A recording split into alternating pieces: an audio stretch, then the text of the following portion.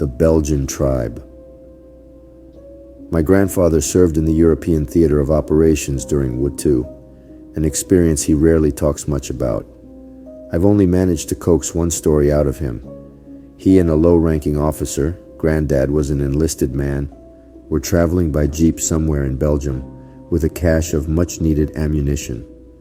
Taking a wrong turn on an unpaved road, they first became lost, then began to run low on fuel. They sought to ask some locals for help, as the Belgians were highly sympathetic to the Allied effort.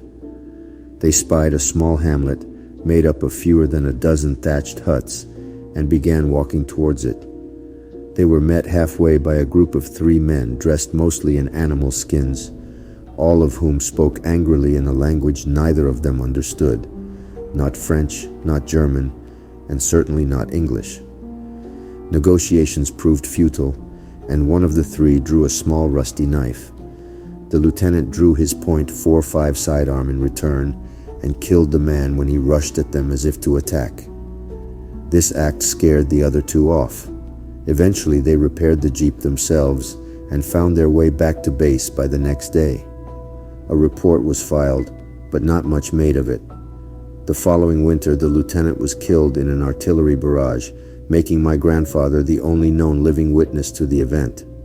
Now what's interesting is what reminded him of the story. We were watching a documentary on the development of language, this one specifically about the Saxon tongue, which thousands of years ago developed into languages like German and English.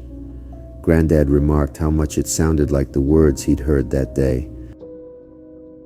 Subscribe and click the notification bell to never miss out on new creepy and paranormal videos like this. Unveiling the unseen, embrace the shadows.